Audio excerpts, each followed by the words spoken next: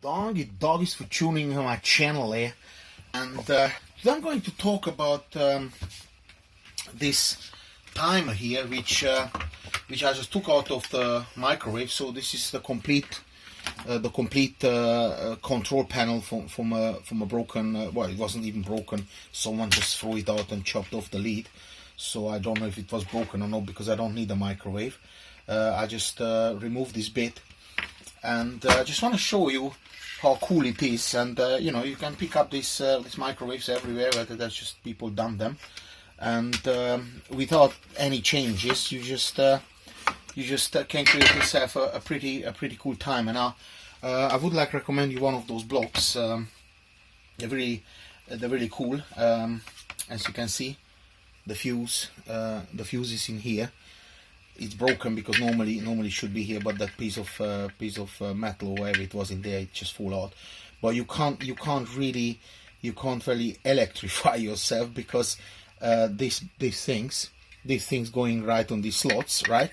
And power is only when you close this, right?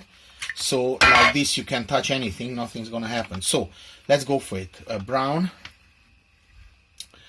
goes to brown.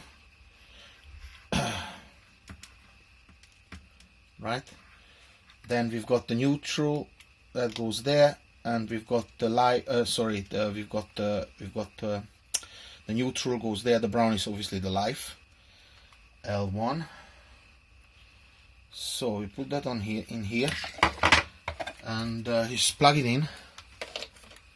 And as you can see, the light is on, but nothing is happening. So it's no power.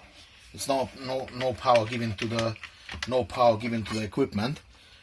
And now you put it on it, and now boom, and the power is right here. Now look how cool this is. You've got let's just do like a 30 seconds quick. You have that in here. Obviously put it into a nice enclosure and make sure it's nice. And then in here, obviously every microwave is slightly different. This didn't really have a brand, but hang on, maybe let me have a look. Oh no, sorry, of course. Ooh, it's actually a good one. Yeah, that's a Kenwood one. As you can see, this is Kenwood. And but I'm pretty sure with the Kenwood microwaves there are also several different types. But on this particular model, you just press.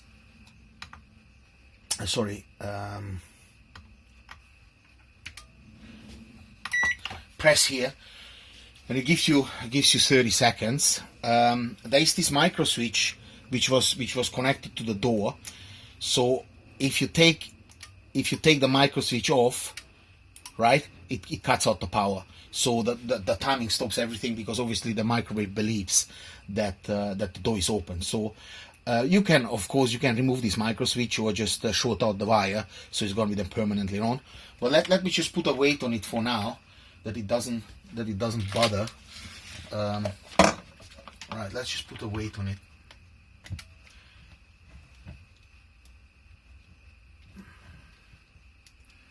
This is not ideal.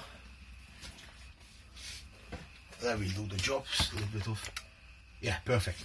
Now, okay, let's delete. And again, like 30.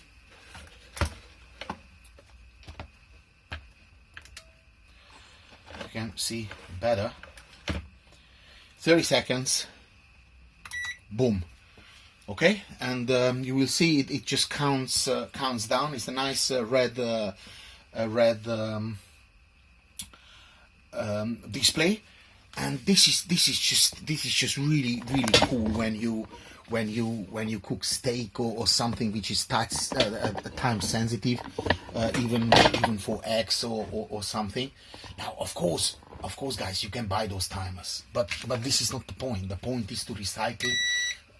And now it gives you this message, right?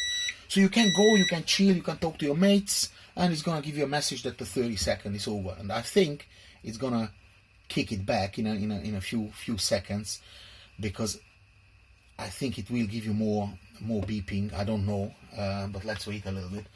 Well, if it doesn't, then it doesn't. That's fair enough too. The ones I have does give you, until you actually physically open the door, it gives you every minute like a little bit of beeping. So in this particular case, I don't think it does it, but it's okay. It doesn't really matter. It was kind of enough. But look, you can go further. You can give it, okay, 30, but you want to add a minute and 1.5. So in 30 second segments, you can add stuff. Look at that, and all the way, you know, up to the, you know, it's just. So if you need something to go for, like, this is a half an hour now, so it's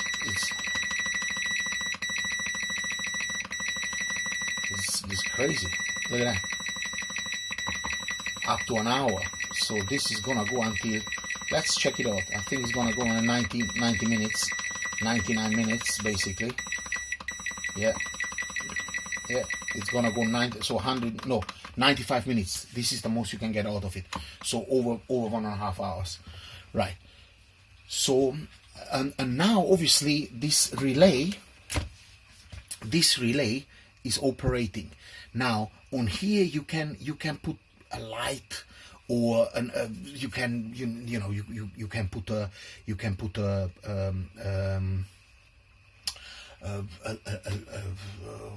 toaster or some sort of cook equipment, which when the time is then over, it's gonna switch automatic off, right? And for the steak, for instance, if you like to cook steak, this is a bit of pain in the neck, this obviously, and that needs to be on it. So if you like cook steak, then you're gonna go boom, 2 minutes. Then 2 minutes is over, you turn the steak. Now you've got here other options as well with the clock. So you can set up the clock very easily. So let's see, what is it now?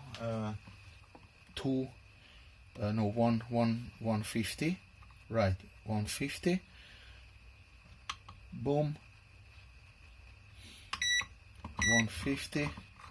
And you have a little clock going on as well. The only thing is, obviously, if you unplug the microwave, if you unplug the unit, then there's no battery, so the time will be, you have to reset the time. But that's a nice little feature. And of course you have here then other things, example where you can go and say defrost. You have two options with the defrost. You can choose the weight. But of course now it doesn't really matter, it's just the time. But when you know, let's say 100 grams is gonna take 3 minutes, okay?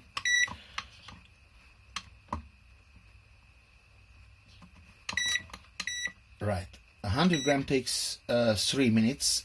Defrost 200 grams gonna take 5 minutes. So you will have all this timing. So next time you don't need to kind of increase the time here. You just know defrost 200, you're gonna make a list. Defrost 200, it gives you 5 minutes. So it's the countdown. But when the switch is interrupted, boom, the time stops. So you can also use it kind of like more like a stopwatch or something. You know, you just have to, when you release that switch, boop, the time stops immediately. But on the defrost 2, you have an even cooler option. On defrost 2, you have an even cooler option. Let's delete this all. Yeah. So you go here, defrost. Sorry, no. If I press it again, defrost 2, and now you can set up the time. So you just can set up the exact time, whatever you want. Again, much better than increasing here with 30 seconds. Just set the time. That's defrost 1, and boom, and that's it. And it comes down. So I think you can use it for your kettle. If you're a little bit scared that anything you cook doesn't switch on, you can use that as an extra help. I mean, I don't know how much this relay can take, but I'm pretty sure it can take 13 amps. But if it can't, then this relay in the back can operate a heavy duty relay which can take 50 or 100 amp, not a problem. And then you can switch with this whatever you want. And now we've got